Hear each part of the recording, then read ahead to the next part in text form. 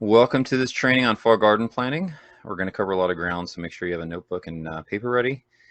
And if you have questions, just save them towards the end of the presentation. You can enter them in the chat box in the lower right. And if that one doesn't appear for you for some reason, you can use the green Q&A tab on the left to enter your questions. My name is Jason Matthias.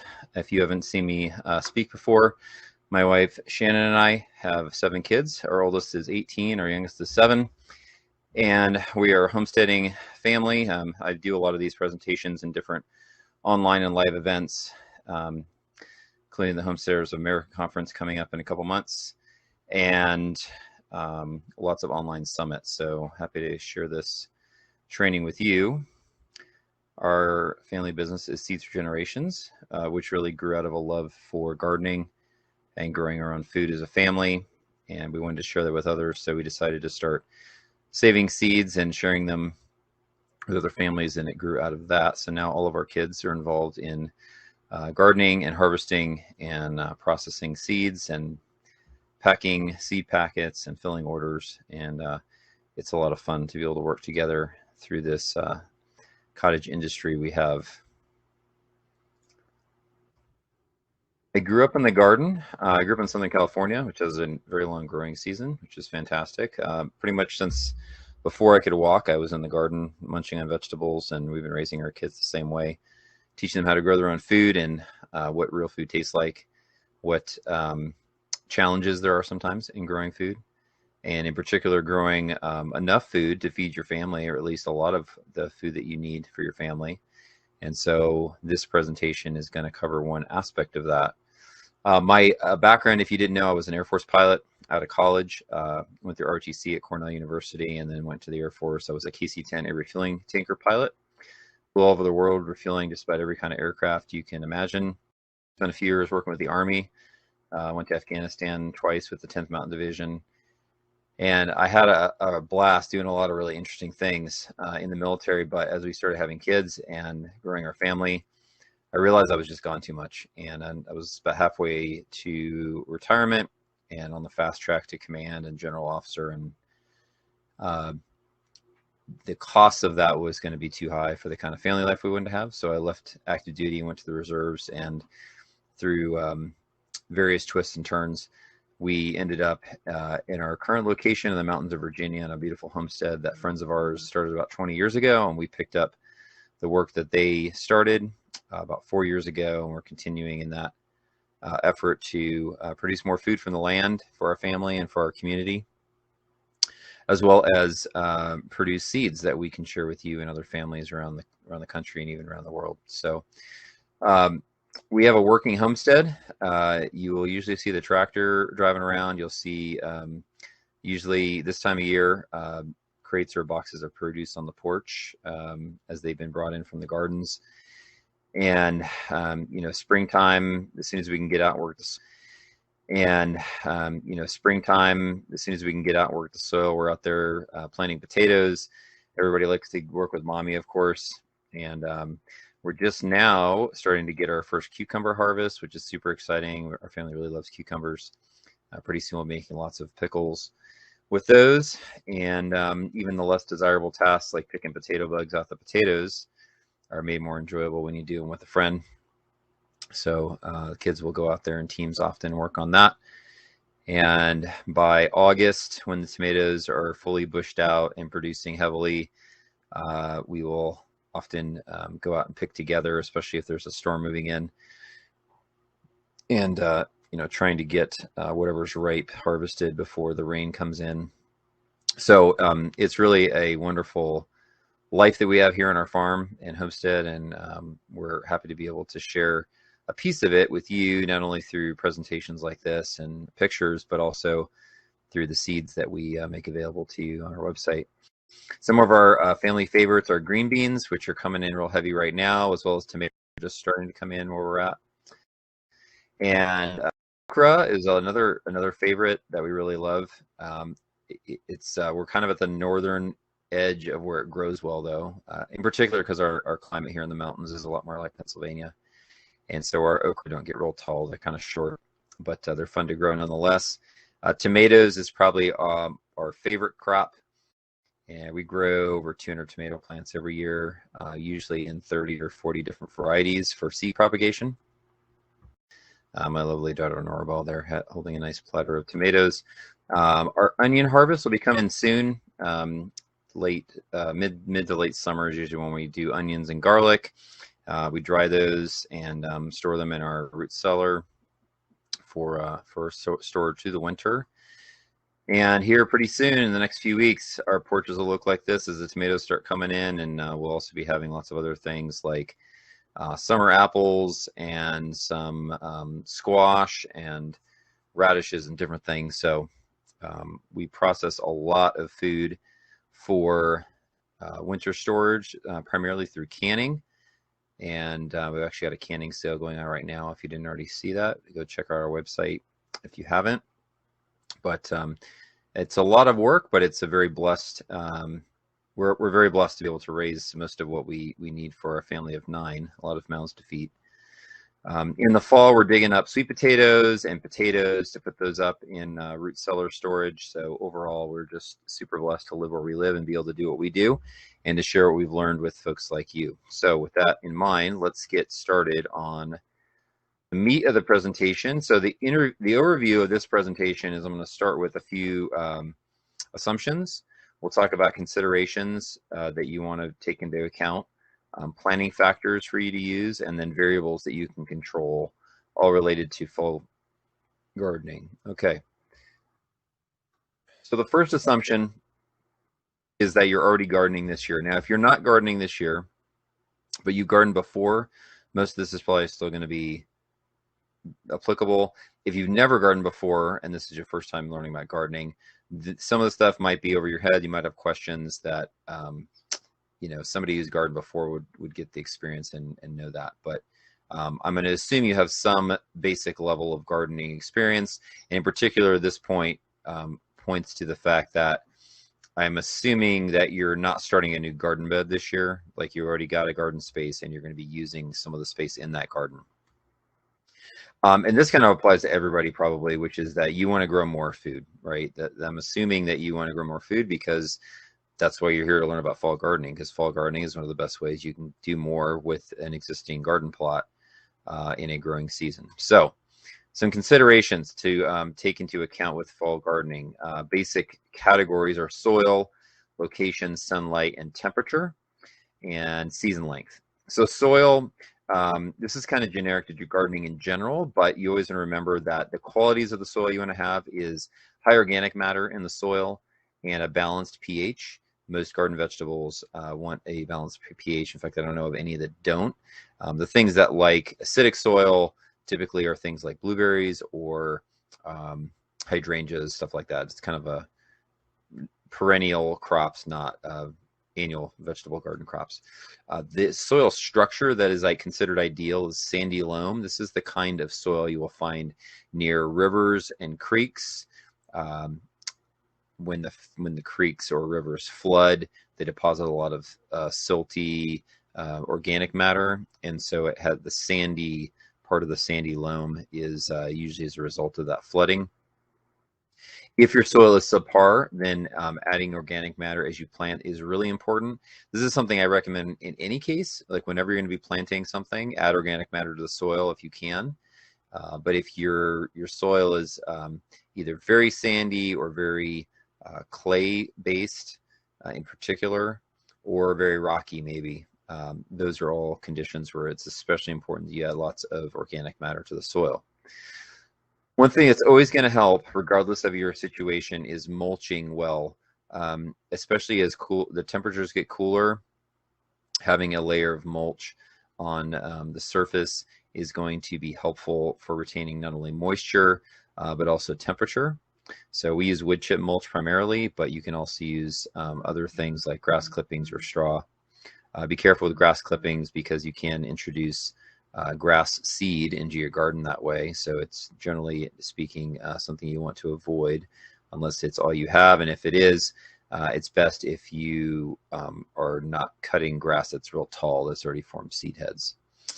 Location of your garden, you probably already have a garden spot and you're probably not changing it. So this is in part kind of as a reminder of where in your garden plot you'd want to be planting things.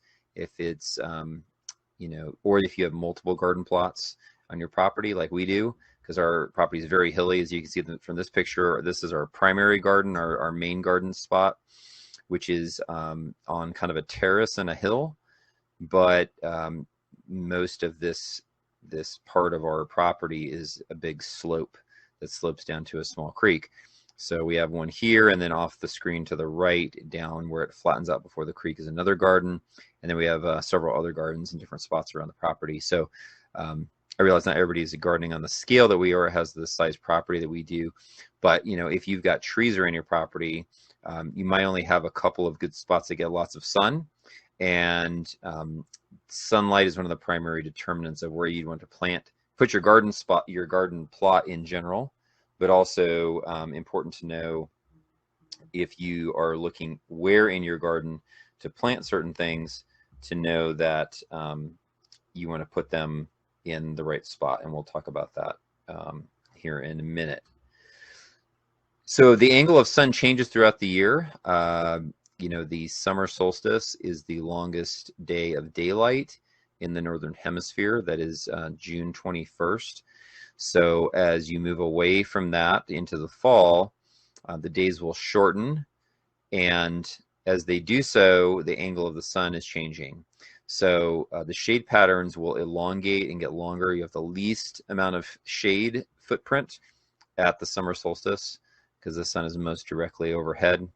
And then as it moves towards the fall and the winter, the shadows get longer. So places in your garden that during the summer may not be shaded might be shaded as you move into fall. And so you want to try to figure out what those are going to be.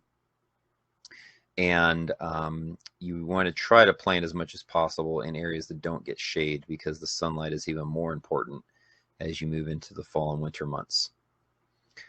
Wind can drop temperatures significantly through wind chill. So if you can, if your garden is big enough where you have some areas that might have a bit of a wind block and others that don't, a wind block will be helpful. If you've got multiple garden plots like we do, and you want to be able to use one of them that has a better wind block, that makes a lot of sense.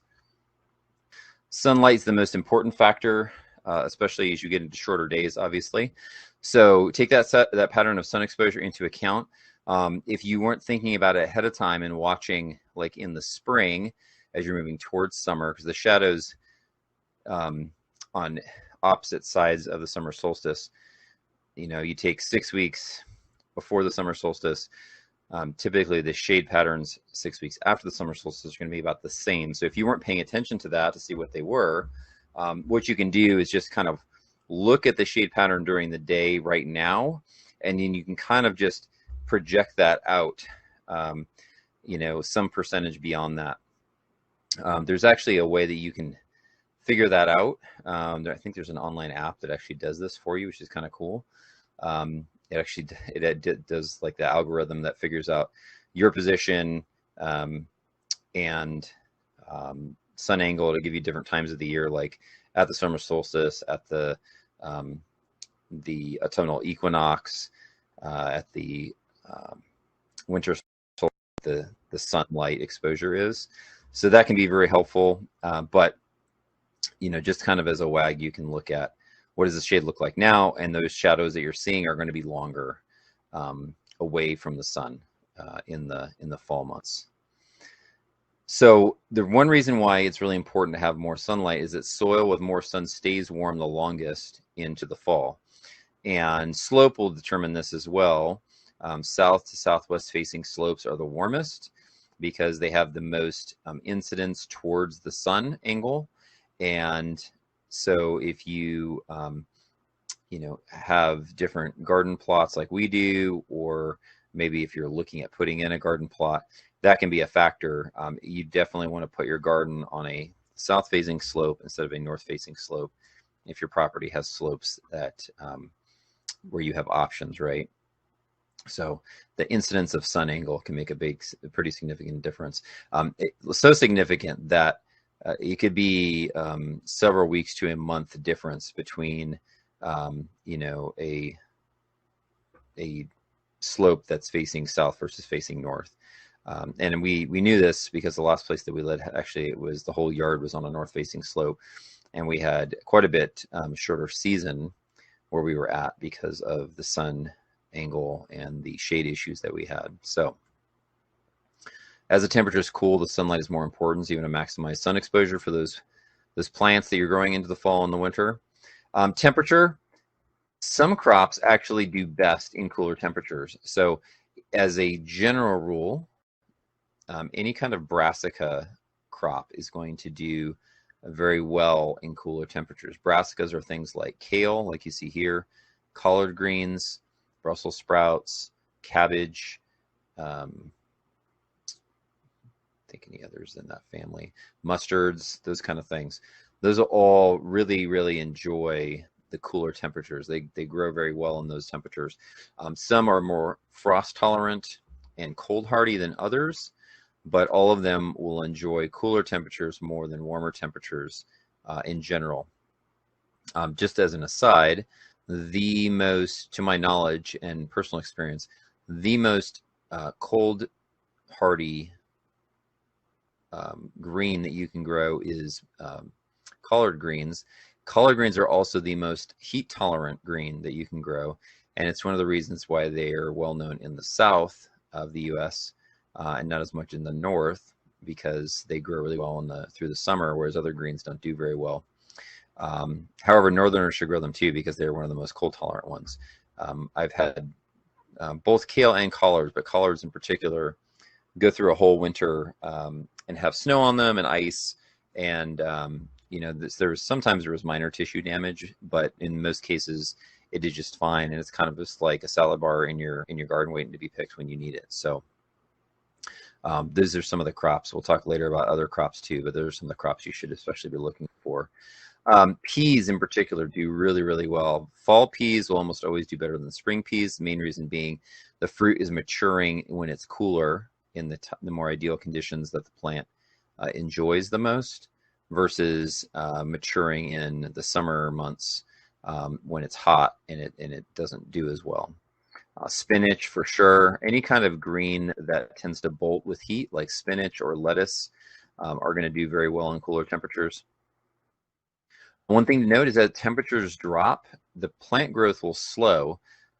So also due to sunlight, less sunlight throughout the day and less direct sunlight. So this means that your days to maturity that you're given on a seed packet or listed on our website, it might be more than what's listed, mostly because the numbers that you're given as a planting factor typically are based on planting in the spring and not having that reduction in sunlight and temperatures.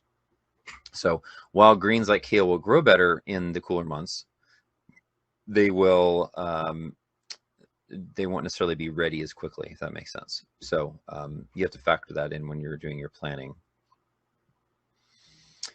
So when you're doing fall plantings and you're trying to figure out when you need to plant by, your latest planting date, you have to adjust the dates for this phenomenon of decelerating plant growth.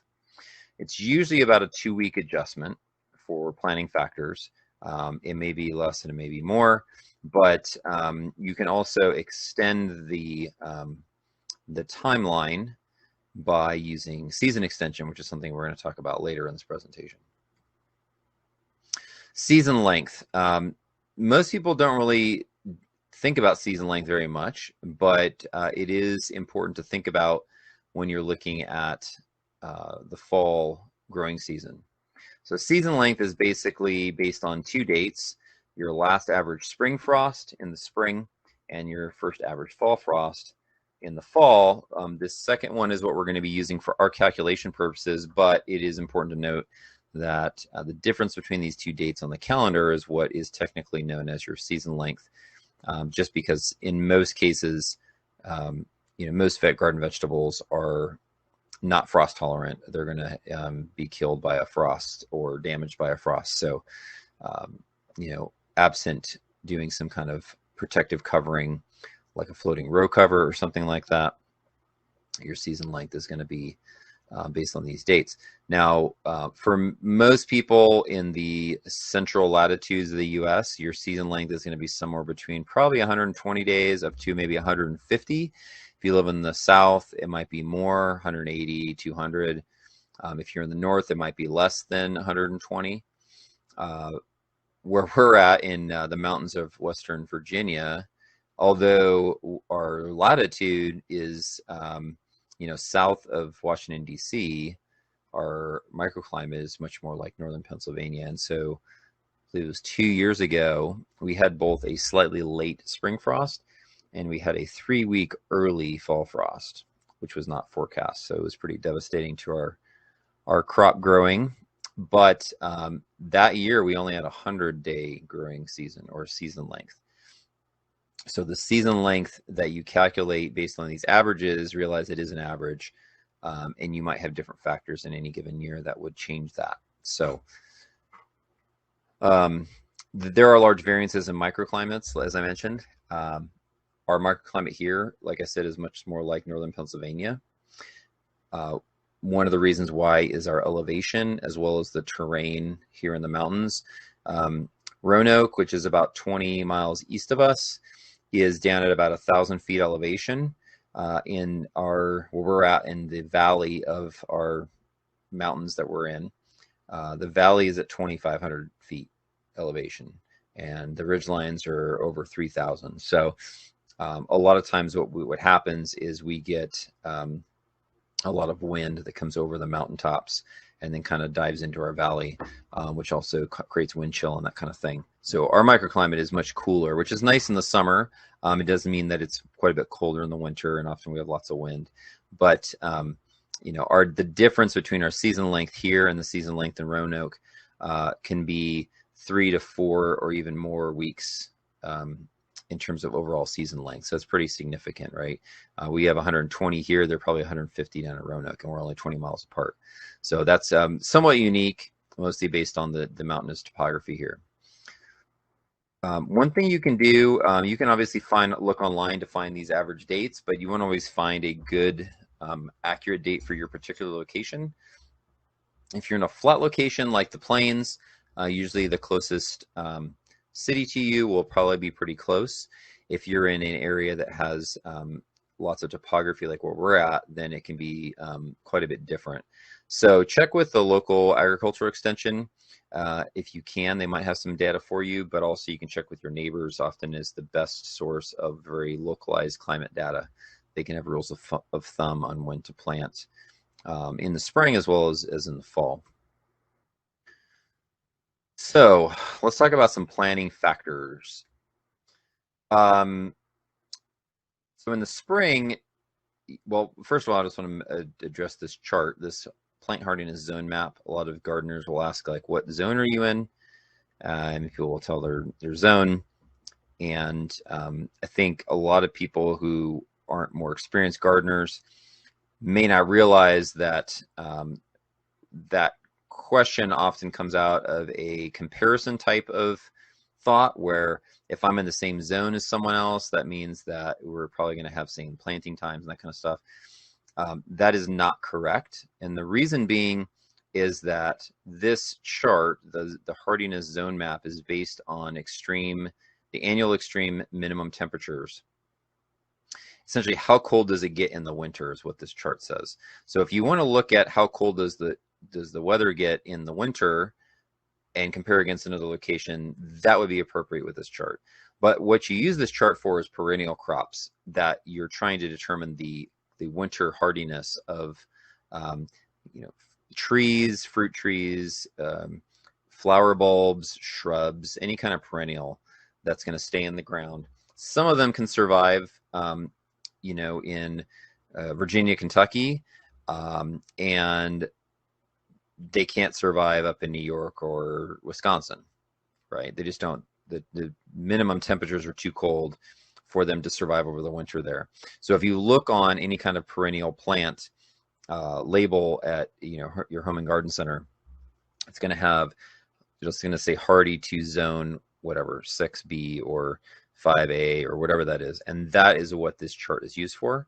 It's not determining annual garden vegetables, which are based on timing, based on frost dates, okay? So you should know your zone, but you really need to know your first average fall frost date to determine when is the latest you can plant in the summer to be able to still get a crop before the fall frost comes, okay? So your last average spring frost date in the spring, you know, the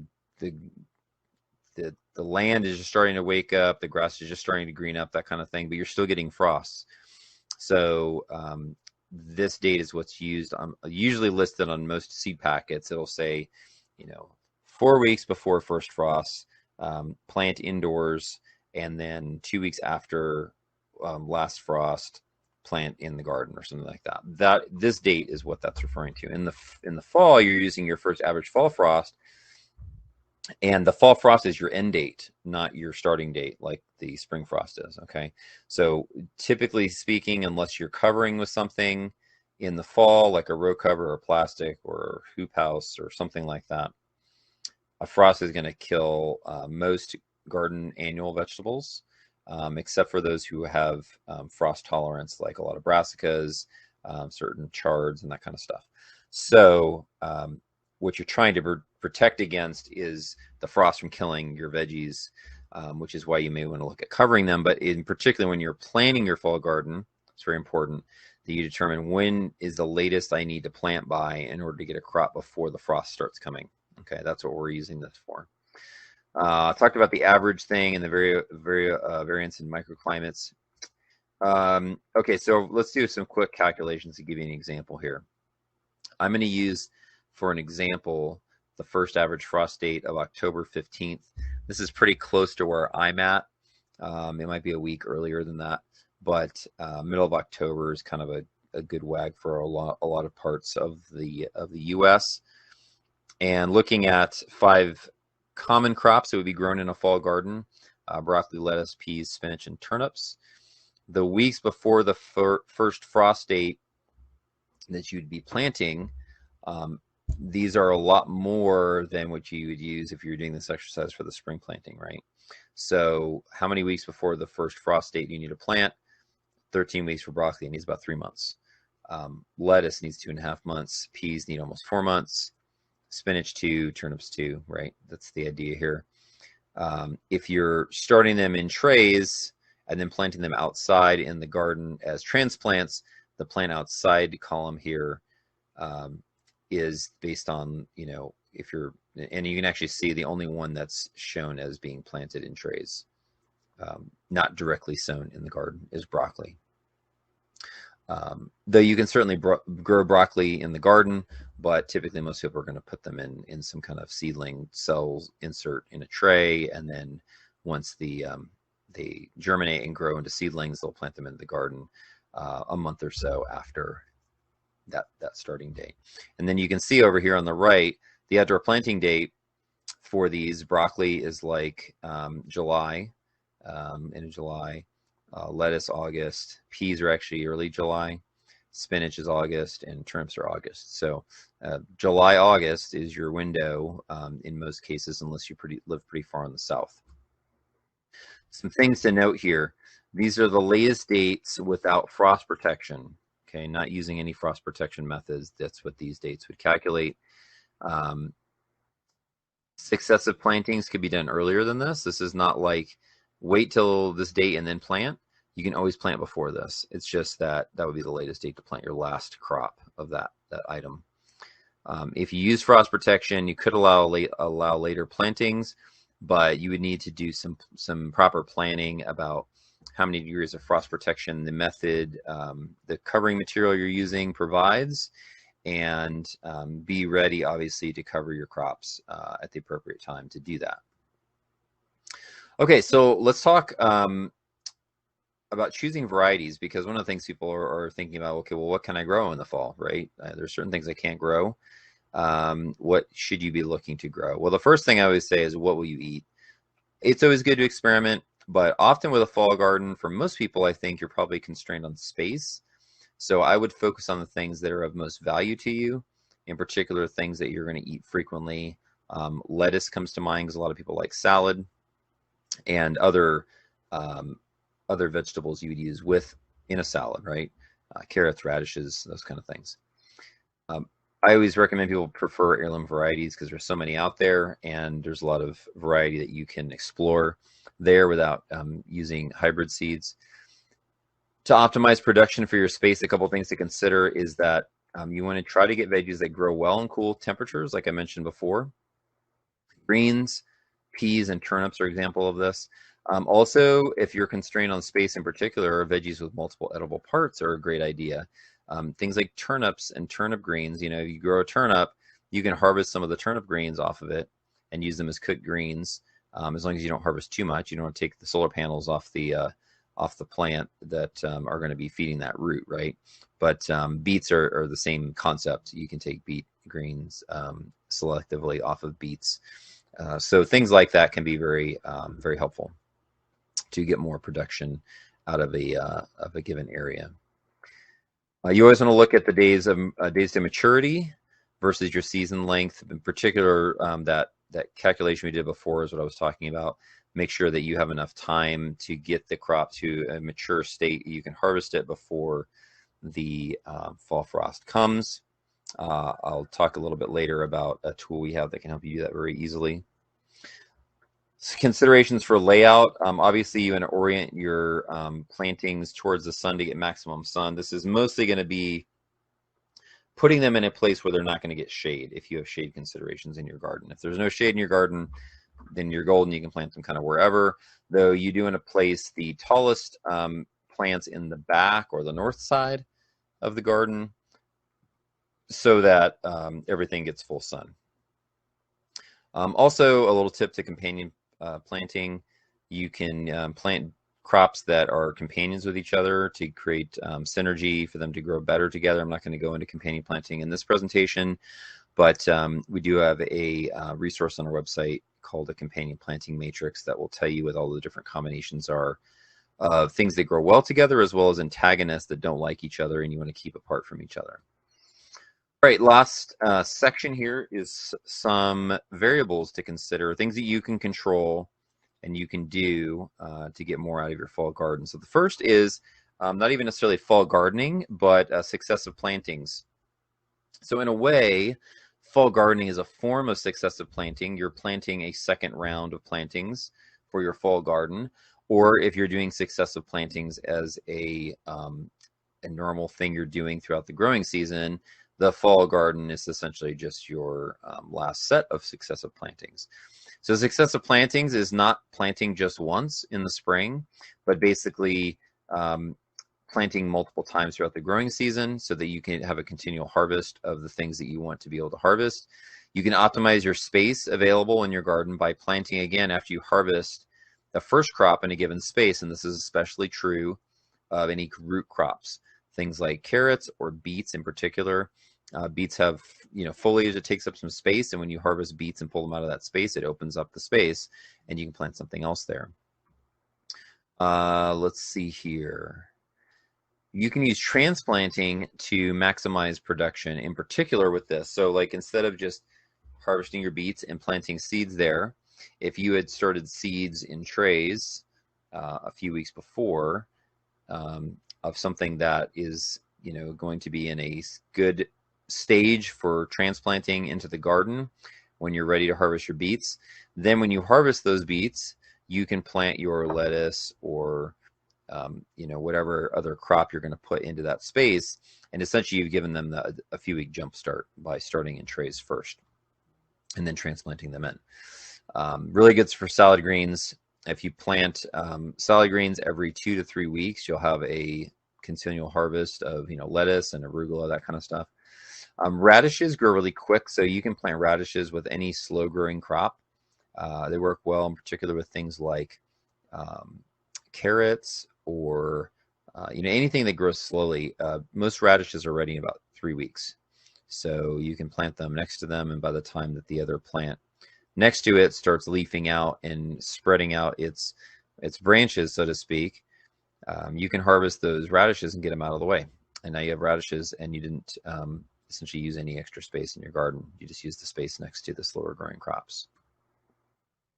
We do have a succession planting calculator on our website that allows you to put in your fall frost date, and then you put in your first planting date for whatever crop you did, and then it'll give you your successive planting date. So if you wanted to do it, do successive plantings as much as possible, this essentially will give that to you, and it gives basically a recommended planting interval that you would be planting them in. And then also, once it gets to the point where it's too late to plant them anymore because you're not going to get a harvest before the fall frost, it tells you that it's too late right there in the cell for that column of that planting. So you can get this on our website.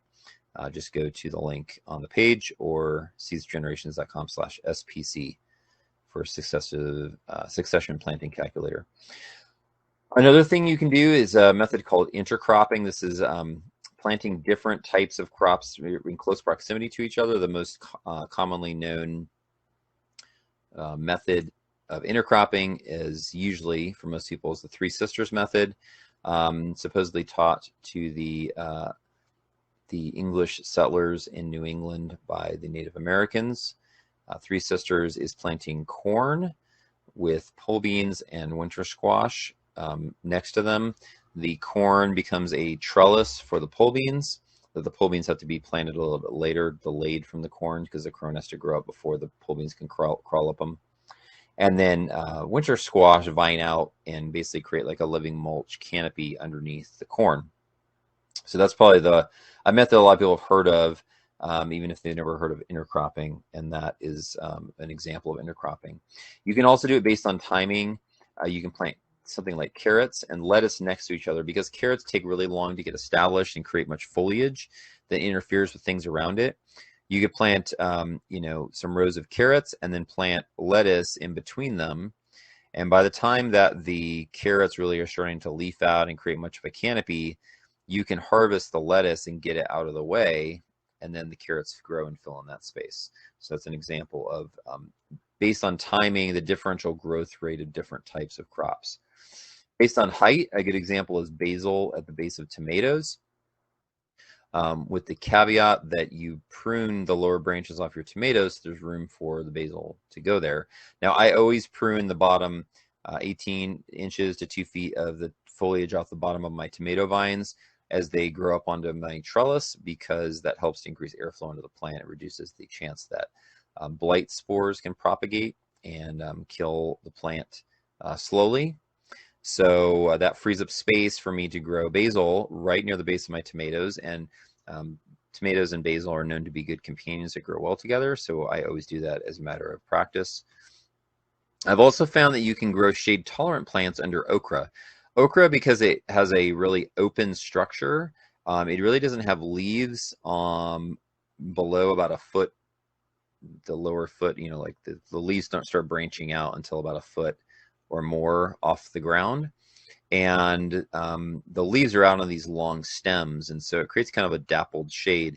And for many, many years, I've grown summer squash underneath okra. You got to plant the okra a little bit before the summer squash so it can get established. And the summer squash grows so fast that it's, if you plant them at the same time, the okra would probably be caught under the canopy of the summer squash. But they do well together. And then the other thing is you can plant, similar to the Three Sisters method, you can use pole beans, and that will use okra as the trellis. And I guarantee you, okra is probably the best natural trellis structure of any plant I've seen. Way, way better than corn, because it's got a semi-woody stalk and stems, and pole beans will just love to spiral right up that trunk of the okra and grow up on that. But again, you have to delay your planting of the pole beans until the okra is established. And you want to make sure that you actually can grow okra pretty tall, like you normally would in the South. Where we're at, our okra does not grow super tall because it doesn't get as hot here like okra really enjoys. So our okra tend to be a little shorter and stubbier, only maybe 4 or 5 feet tall instead of 6 to 8 feet tall like most okra. And so pole beans, they typically want to grow up really tall. So having tall okra is good for using them as a trellis for pole beans. So that's intercropping. Okay, I think it's the last, season extension. This is kind of a big topic, but I want to go over the highlights of it because it's very helpful with fall gardening in particular to extend your season beyond your what you could do if you were not using season extension and just being subjected to your normal frost dates in the fall. So some methods of season extension. There are different degrees of frost protection with different products. Permeable fabrics used as row covers, probably the most common brand name for a row cover fabric is Agribon, but there's others out there as well. It's basically like a woven poly mesh that's translucent white. It lets a lot of light through, also lets moisture through, but keeps bugs out, which is another use of it. And it also provides some frost protection. There are different kind of thicknesses of the fabric that provide different degrees of frost protection. You can also use plastic on row covers or cold frames. And this picture here is an example of a low tunnel and is basically put over, in this case, some raspberry brambles. And this is probably a maybe 6 foot tall, 5 or 6 foot tall low tunnel with what looks like plastic put over it. And this just allows them to provide warmer conditions later into the year and also provide frost protection. Cold frames, which I'll talk about in a sec, can also be glass instead of plastic. So season extension, glass and plastic obviously need ventilation during the day because they don't breathe like a fabric would. So if you're not using a row cover fabric, you will need to make sure that you're ventilating your low tunnels or your cold frames to make sure that they don't cook whatever is inside. These can extend your harvesting into the winter if done properly. Glass and plastic will provide quite a bit more frost protection than a fabric would. So this one, so not transplanting, but greenhouses or high tunnels, as they're often referred to, are basically a hoop structure, also called hoop houses.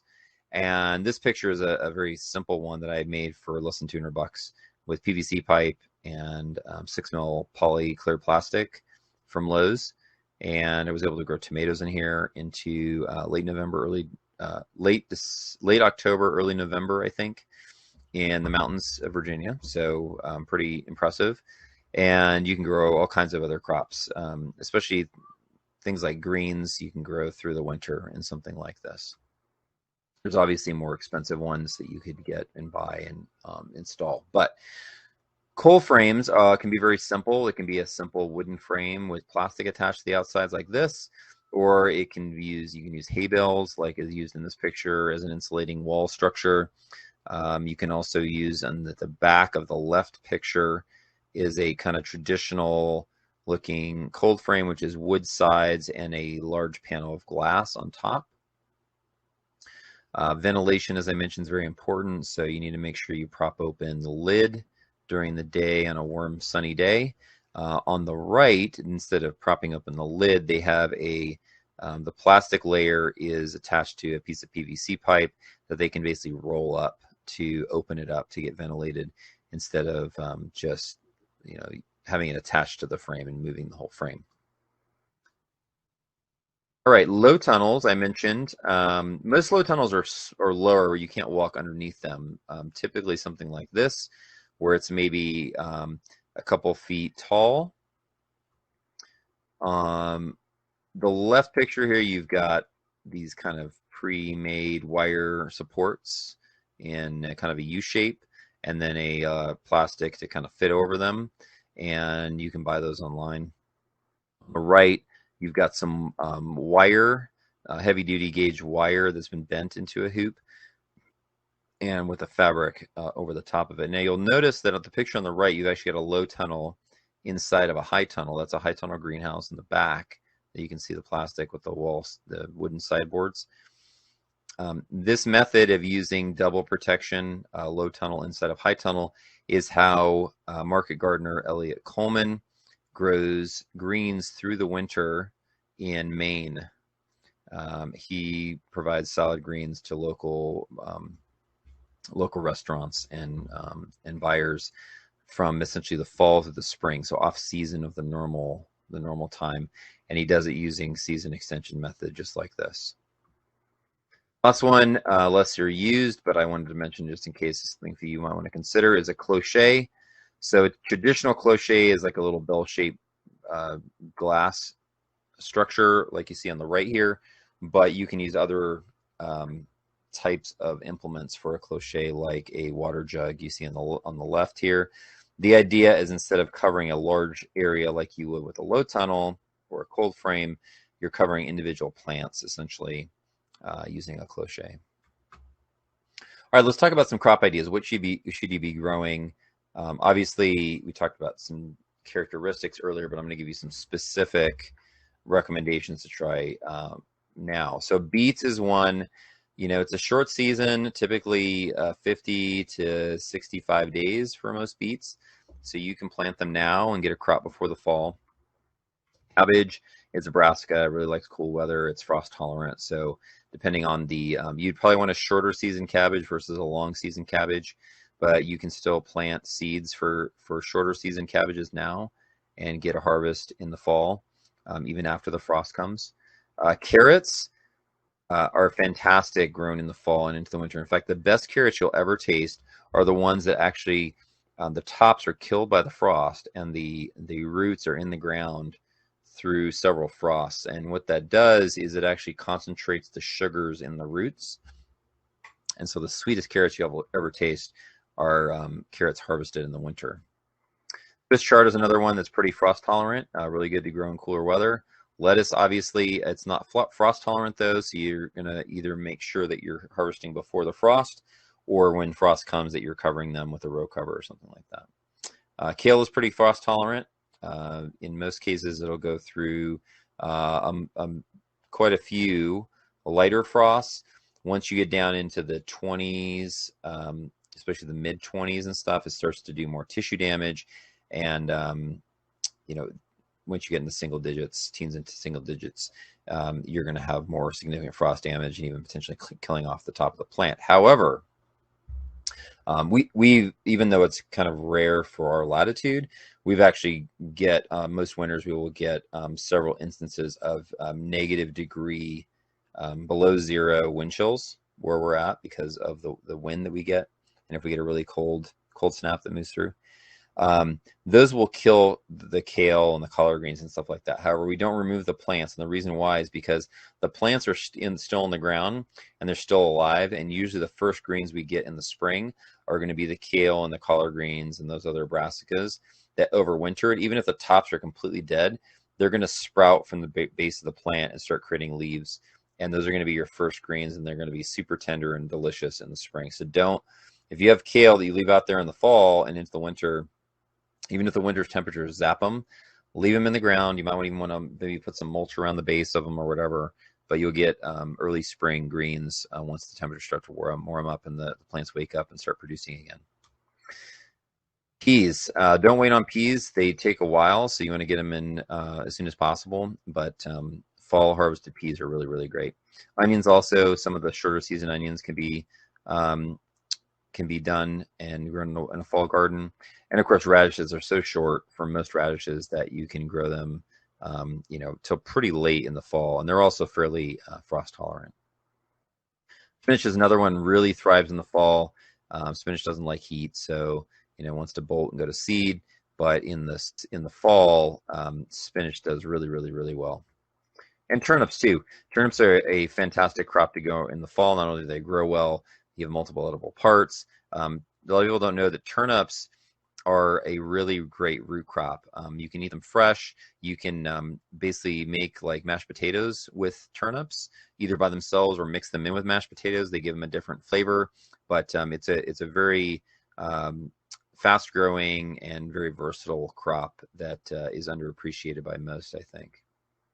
All right, so I mentioned earlier that we have a calculator to help you with the planning calculations. So instead of having to do all the manual calculations for when's the latest date to plant, you go on our website to, there should be a link on the page next to the video where you can watch the, click on the fall planting calculator.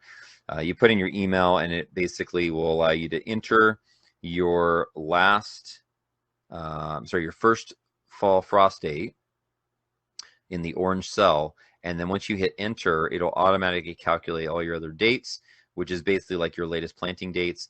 And this will also tell you how many days left you have to plant it. So you can see, you know, do I have some time still? If the number is negative, it means that the date is already passed. What that means is that if you're not using frost protection, it's probably too late. If you are going to use frost protection though, and it's less than probably 2 weeks, you can probably still plant it if it's single digits of a negative number. So that is free on our website.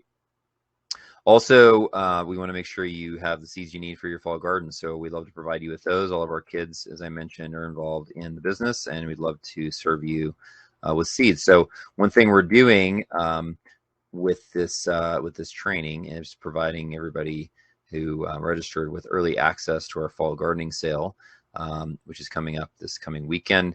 But you can get access early. You can use the code Fall Gardening Sale 2022, and you can get our premium fall planting calculator for free. It's normally a $10 digital download if your seed order is $40 or more. So if you have $40 or more of seeds in your order, you can get the premium fall planting calculator for free. Now, what the premium fall planting calculator is, you can go to the link below the video or seedsgenerations.com/fall sale, and that'll take you to the fall gardening sale page. It's don't share it though, because it's not available publicly. I'm just making it available for webinar registrants. So difference between the free fall planting calculator and the premium version, they both do these 5 things, which is there's 40 crops or so. It'll give you the latest indoor start dates if you're starting indoors, your direct sow dates, your transplant dates, and whether you can still plant your crop. But the premium version also calculates with and without season extension. So the free version doesn't have any season extension calculation in there. It'll give you the season extension dates for the premium version. And it's also downloadable, which means you can basically save it to your device and then also more easily print it out. You can print out the online version as well, but it's a little more difficult to configure on a lot of printers. Whereas the download is an Excel spreadsheet, and that's got its own like print configuration options. So it makes it quite a bit easier to print if you want. Plus it's saved, so you can basically put in your first fall frost date in there and save it, and then it's, assuming that date doesn't change for you, it'll always be there for you whenever you need it on your computer. Okay, so if you haven't already entered your questions, please do so now, and we will go from there. We'll go in order that the questions are received. So first is Trisha. She says she lives in northern New Hampshire. I envy you in some ways, in others I don't. She says any info on growing tips for this area would be appreciated. So very generic, but I would say if you're in northern New Hampshire, your first fall frost date is probably very early October or maybe even late September. And unless you're like right near a large body of water, I don't know if you know, that's Vermont, that's Lake Champlain. So if you're not already doing season extension there, I would highly recommend that you look at creating some low tunnels at a minimum. That's probably the easiest thing to get started with. One thing I didn't mention, and I'm remiss for not mentioning this, for the frames for a low tunnel, there's a couple different options. One, you can buy those little prefab frames, the little small ones. I don't really recommend those.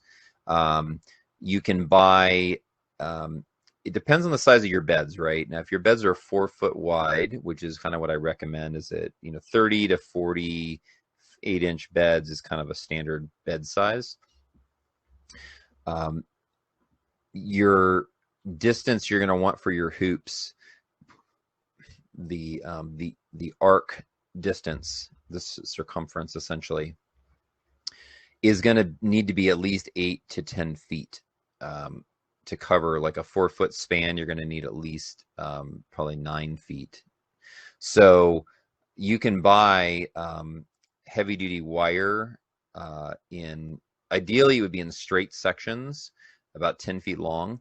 And what that allows you to do is essentially you can take one end and you just kind of poke it in the ground about 6 to 9 inches down at a slight angle on one side of the bed, and then you bend it over and poke it in the ground at a slight angle on the other side of the bed.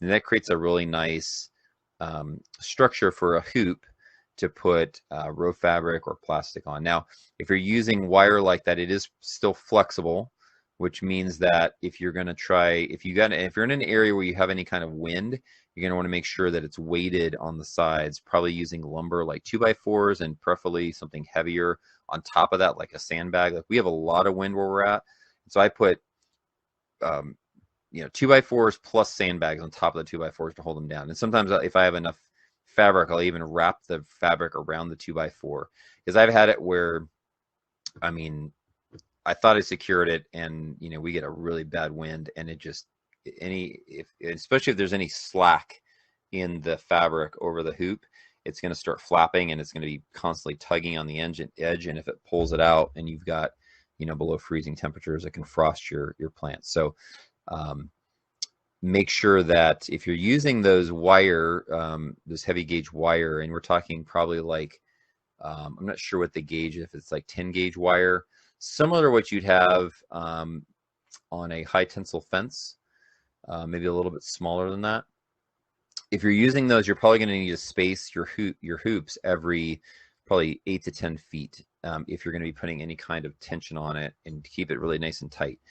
If you have more distance between the hoops than that, then what you'll end up having is it's going to start sagging, and even especially if you get any snow load on them, it's going to start bending the hoops and stuff. So the more robust option, rather than that heavy gauge wire, is galvanized EMT conduit. You get this at a electrical supply store or a home improvement center. They come in 10-foot lengths. I recommend getting 1/2-inch EMT conduit. They cost about $3 or so per stick. And then what you can do is you can buy a hoop bender. If you go online and search for hoop bender, you're going to either get, you might just put EMT hoop bender, and that'll probably get you the right one. But they also use hoop benders for making high tunnels, and they use fence top rail for that. That's not what you want for a low tunnel. A low tunnel, you want a smaller tube. But a 1/2-inch is a really good size.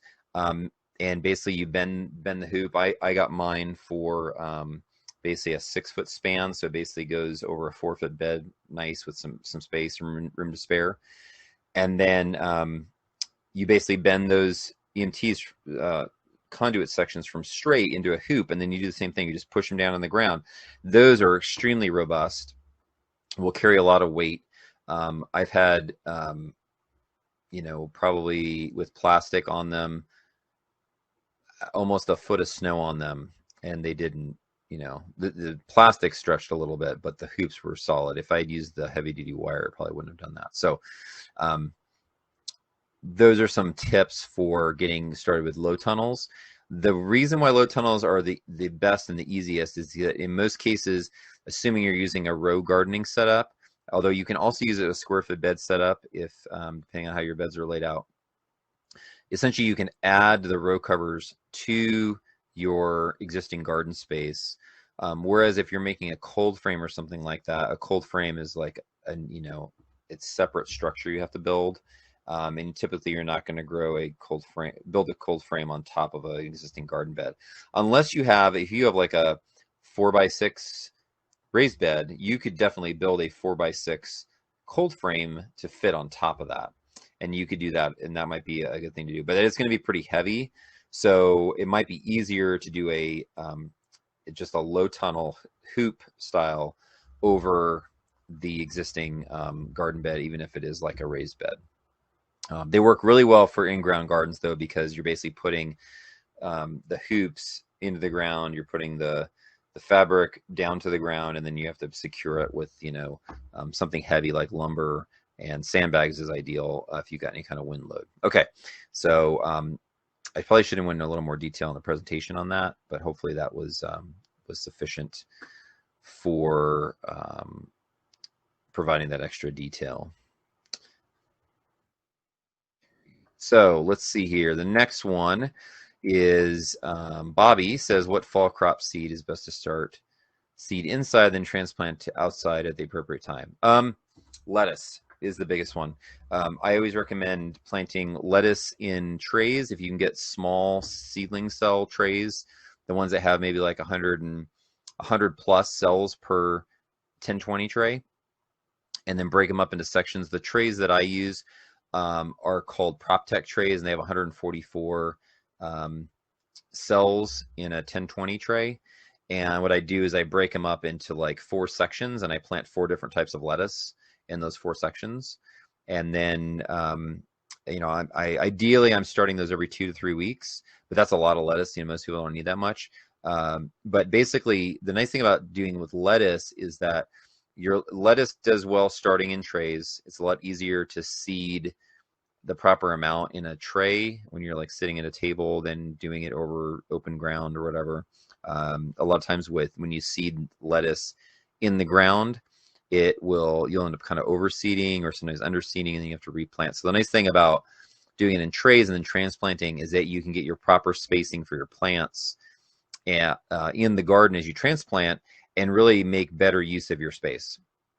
So you can transplant fairly intensively with lettuce and do a good job of using the space you have. In fact, you can plant lettuce like around other crops that you have. If you have some open space in the garden, it doesn't necessarily need to be an entire row, right? It can just be, I have a gap here, I have a gap here, and I'm just going to plant some lettuce there. So you can do that. Other ones to consider besides lettuce would be radishes. I'm sorry, you're asking about transplanting. Radishes you want to direct sow. Lettuce is probably the biggest one. A lot of the other fall crops that you're going to be looking at that really do well. If you're transplanting, things like broccoli or kale or cabbage, any of those brassicas do well transplanting. And those are going to be the ones you're going to. So greens, basically, spinach, lettuce, maybe Asian greens like tatsoi and bok choy, maybe arugula, and then any brassica. Those are going to be good for transplanting. The other set of crops that are not really appropriate for transplanting that you're going to want to look at for fall planting is going to be root crops. So carrots, beets, turnips, radishes, all that stuff is going to be great to direct sow in the garden. All right, Amy's question says, in our area, there's very little option to buy fall plants. So you almost have to start them from seed.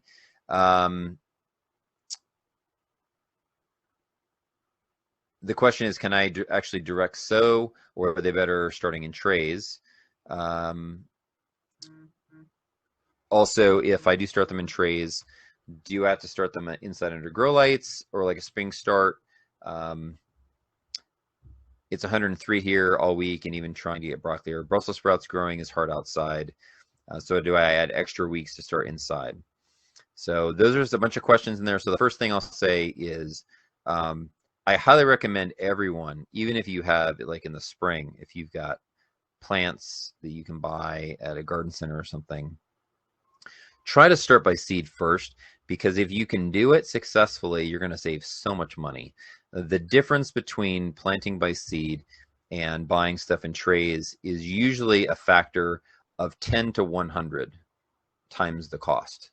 Okay, so if you think about the return on investment, you get way more return on investment by starting stuff yourself with seeds than you do in buying in trays.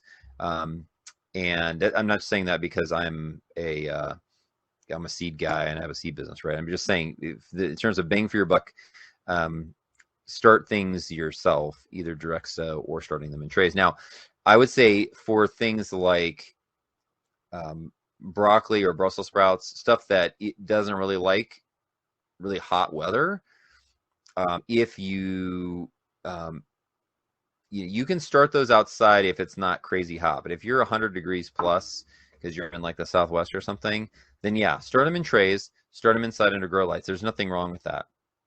One other thing you can do is you can, instead of starting them inside, you could start them potentially in a shaded, cooler spot.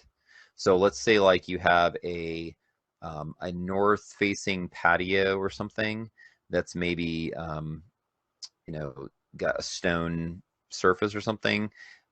If you can put them in the shade and put them on a cooler surface that's in the shade all the time and doesn't heat up with the sun, that might work well too. So it's not that things like Brussels or broccoli can't be started in hot weather. It's just they're not going to like hot weather and direct sunlight. So make sure they're in the shade. Put them in as cool place as you can. And I would actually experiment. You may even try, like, just even if you do a small experiment like some Dixie cups or something, try some inside under a grow light, try some outside, and see what the difference is. And then it can answer your question for your specific situation, which is going to be best.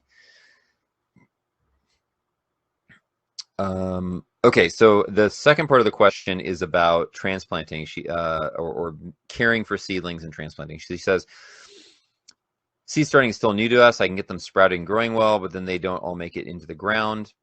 I'm not sure if I wait too long with them in the trays, so I'm trying to improve this, especially for fall. So there's a couple things here in my presentation when I talk about seed starting and caring for seedlings. One of the things that, probably one of the most important things that I cover in that presentation, is about hardening off your plants before you put them out in the garden. And that's basically the process of gradually acclimatizing the plants to the outdoor environment, which is really important if you've been growing them indoors in the spring to protect them from frost, but they've been in cooler indoor temperatures, and then you put them in no direct sunlight and no wind and all that kind of stuff. If you take them from that environment and directly out in the garden, now they're exposed to direct sunlight, wind, extreme temperature swings, that kind of stuff, then they're not going to do that well. It sounds like you're also having the problem with your seedlings not thriving. And if you're planting them in relatively small seedling cells, it could be a problem that you're keeping them in there too long. It depends on the size of the plant, but I would say watch the growth of the plant. And if it's growing at like a certain rate and then it just kind of like slows down or just stops at that point, then that means it's ready to go on the ground. Like, it's not going to grow anymore in that space, because sometimes there's just not enough soil matter and nutrition in that cell block that it's in to grow any bigger, right? Even if you keep it watered and all that. So a lot of gardening is observation and looking at, okay, are these growing anymore? If they're not growing anymore, then I can go ahead and get them in. In most cases, if you look on your seed packets and it says start indoors X number of weeks before and start outdoors, whatever the difference is between when you start the seed indoors and you put them outdoors, I wouldn't go beyond that length of time, because if it's good in the spring, it's going to be good in the fall. In most cases, your seedlings that you start in the fall are going to grow better, especially if you're in an area that's not too hot and you can grow them outside, like in a shaded spot under a porch or a canopy or something like that. So they're already going to be somewhat acclimatized to the outdoor environment, and they should be able to take off quicker in that regard. Okay, so hopefully that was helpful for you, Amy. Jim says, I have an area that currently has horseradish growing. Congratulations. And I didn't harvest it last season. I considered pulling the existing roots and using the garden space for other quick growing plants. The soil is clayish. It's a raised garden, 10 by 3. Suggesting I want to plant in the area over horseradish roots. Well, some of this depends on how established the horseradish is. If it's like completely filling the space, then I would definitely harvest some before you go plant more stuff there. But if it's kind of here and there and it's not taking over the area, then one thing you can do is, if the horseradish, by summer, a lot of the horseradish growth is behind, you could just harvest them right there, pull out what you have, and then basically plant, right? Because then you're basically getting rid of all the foliage. It would be in a conflict with other plants growing. So I would say, add compost to the growing space and grow whatever you want to grow there. There might be some root pieces that sprout and come up, but my guess is that if you're doing this in the middle of summer, they're not going to get extremely huge and impact on other plants just in the few months going into the fall, right? So, and if they do, you can always trim off the foliage. If you don't care about the horseradish continuing to develop, you can either pull up what came up or just cut off the foliage that is in the way of other plants, is shading other plants, and get rid of it. So that's something you can consider. I would say, like I said before, plant what you grow, plant what you like to eat, plant what's appropriate for the space. So, if you got a 10 by 3 bed, you could probably do a variety of things. You can use some taller crops. like maybe Brussels sprouts or broccoli in the back. You could do something like chard that's a medium height in the middle, and do something smaller like lettuce in the front. And you can do, 3 rows of different greens there, and that would be, suitable for that space, I think. Todd says, I need a planting harvesting logbook. Need to know the data that should be captured in one. Well, fortunately for you, we actually have one available on our website. And this book is it's called the Family Garden Planner. It is the companion notebook to the book by Melissa Norris called The Family Garden Plan. And I highly recommend you get the book if you don't already have it. But the notebook is not only a garden planner that has like a log section where you can take notes and that kind of stuff, as well as like it has kind of some structure to it, like you're talking about, the needing to know what to capture. It also has a lot of good reference data in it that you can look at easily in your notebook without having to pull out other planning books, even like the Family Garden Plan that this is a companion to. So you can find that on our website. Just look for Family Garden Planner. It's the notebook version, not the Family Garden Plan book, but the Family Garden Planner notebook, and it's relatively inexpensive, and that's a huge help. Like I said, it's got a lot of really good reference information in it that can be helpful to you, in addition to just being a place to capture all your notes and data from your gardening season. So hopefully that's helpful to you, Todd. Alicia says, I'm in Oklahoma, zone 7. Today it's 104 degrees, but I think after this week or so, it should get back to our normal mid to high 90s.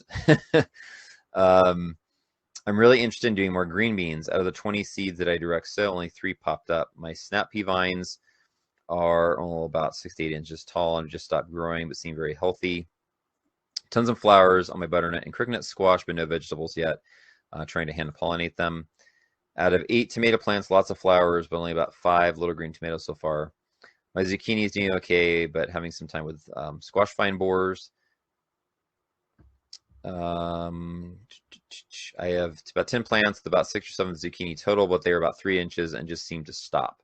For fall, I'd like to do more zucchini and green beans, but also now add carrots, different lettuces, cabbage, turnips, parsnips, that kind of stuff. So I think she's looking for, there wasn't really a question in there, but looking for maybe to address some of those issues. So yeah, when it gets super, super hot, some plants just don't set fruit well. They don't grow well. There could be an issue with your squash if you don't,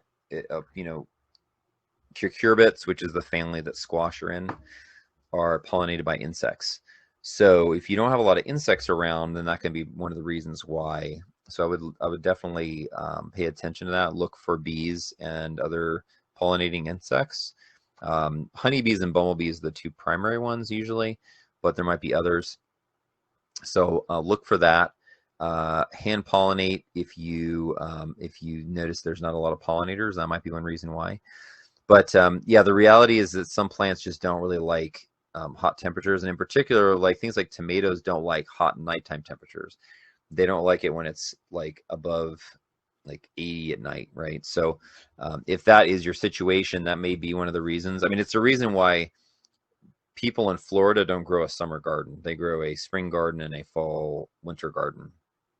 But it's so hot in the summer that a lot of stuff just doesn't grow well. So you're probably in a similar situation. So Oklahoma, Texas, very hot, and particularly arid states can be problematic for growing stuff like that. So I'd recommend looking at pollinators if you're having issues with pollination. The other thing you can do is, instead of using row covers for frost protection, you can use shade fabric over hoops as well, and providing some shade often will cool it enough that you can help address some of the problems caused by heat.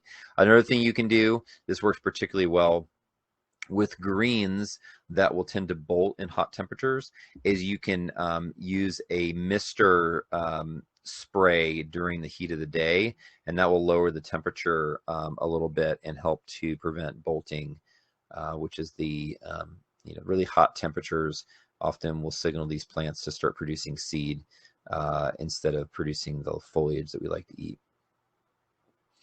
As far as the timeline for planting the other stuff, I would look at the fall planting calculator and your first fall frost date to determine when your latest date is, and then move back from that a ways, and kind of go from there. In most cases, assuming I would look at some climate data to look what your temperatures are going to be like in the next month or so. But in most cases, if you can keep it watered and get it germinated and growing, by the time it really comes into its stride, the temperatures will probably start going down, and you can be better for some of those cooler weather-loving crops.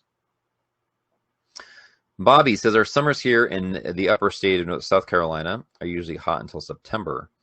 Our first frost date is 6th. How do we protect our cool weather crops from the hot sun and heat?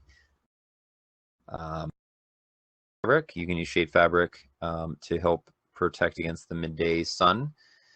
You'll notice a lot of times if you go to like a market garden or farm that has high tunnels, you notice in the summer they actually have shade fabric over the high tunnels to provide a cooling effect. And the end walls are open and the side walls are open and there's lots of ventilation, but the shade will make a big difference for those really hot months. She asks, for container gardening or raised bed gardening, is frequent watering important for the fall crops during the summer temps? So yeah, obviously container gardening in particular, but also raised bed gardens tend to dry out more quickly than in-ground gardens. So it's critical that you water frequently. I would say at least daily. But in general, the best way to water is to surface water, not overhead water, especially things like cucumbers, squash, anything that can have a fungus-borne disease, like tomatoes have early blight. Squash will get like powdery mildew, or cucumbers will get other types of mildew and fungal diseases.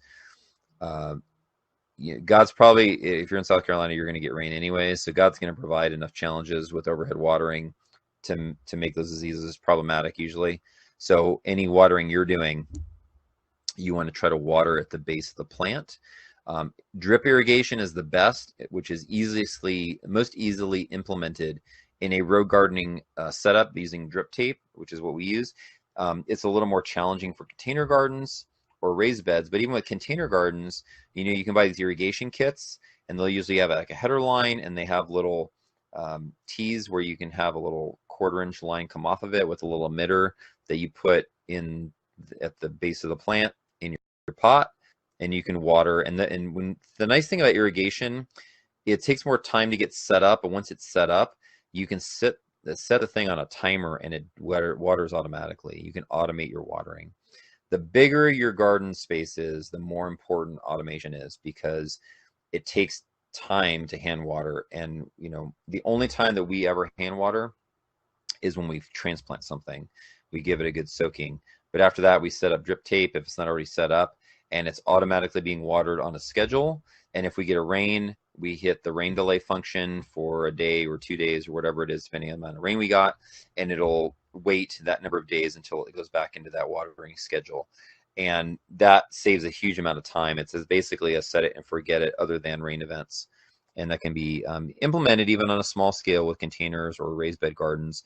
And the biggest thing is that if you're busy like most people, it's very easy to forget a day or even 2 days. And in some cases, when that happens, the amount of stress added to the plants can be very problematic. If it doesn't kill the plant, it can really stun its growth or set it back, and then you have a big negative impact on your harvest. So one of the most important things that you can put a little bit of investment into and work into is setting up some good irrigation that's set on a timer, so you don't have to always remember to water it.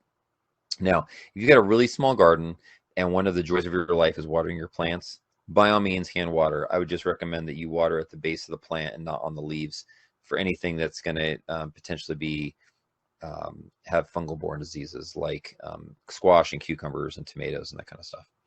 Okay, Amy asks, when do I plant in my cold frames if these crops will be protected? And how does this relate to the fall frost date? So realize that the fall planting is, and the date that you get out of the fall planting calculator that I made, that's a latest planting date, okay? it doesn't mean you can't plant earlier than that, right? It's just that you better plant by this date if you still want to have enough time to get a harvest. Okay. So the nice thing about cold frames and other frost protection measures like low tunnels and those kind of things is that you can cover your plants when a frost comes and protect them so they can keep growing. And then, you know, the early part of the fall, when you first start getting frost, it's like you have the first frost, right? But if you protect your plants and they don't get damaged by the frost, you can actually, a lot of cases, take the row cover off and just leave it open for a few days or even a week sometimes, depending upon the temperature and the weather patterns that you have. So it's really important that you have what you need ahead of time. If you're actually using cold frames and growing in them, essentially what you could do is you start them in the cold frame and just leave the lid off until you start getting cooler temperatures at night. And even if you're not going to have a frost, depending on what the crop is, sometimes it's good to cover it at night or cover it most of the way, maybe leave a little gap in the lid so there's some ventilation when it's starting to get cooler, like into the 30s at night or something, you know, below 40.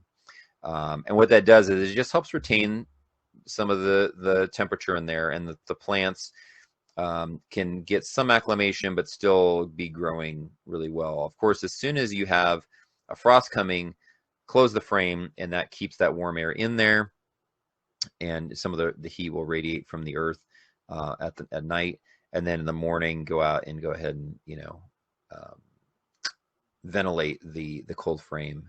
Or if you're using low tunnels, you know, you're going to want to open up the ends. At a minimum, open up the ends so that it has ventilation airflow through. If it's really hot, you may just want to take it off. Depending on how you have the low tunnel set up, you might be able to lift the sides a little bit. You know, it's a lot easier with a high tunnel to raise the sides than it is with the low tunnel. Usually with the low tunnel, I just kind of take the plastic or the fabric. With fabric, it's since it ventilates naturally, you can leave it on there all the time. But with plastic, you have to take it off, or you have to ventilate it at least somewhat. So I will usually just take the plastic off on a warm or hot sunny day and leave it off. And then if the temperature is going to get too cold again, then I'll install it and put it back on for the nighttime temperatures. All right, so I think that's all the questions we have right now. If you have any others, please drop them in the chat right away so I can get to it before we close out. Just as a reminder before I go, we have our canning sale going on right now. If you're watching the day of or maybe the day after the presentation is scheduled. And also our fall gardening sale is coming up this weekend. You're getting early access to it for being a registrant for this training. So you can go to caesargenerations.com/fall sale to get the details on that and get the code you need to get that fall planting calculator, the premium version, for free with your seed order of $40 or more. Let me see if I have any other questions here before we sign off. And then we can call it a day.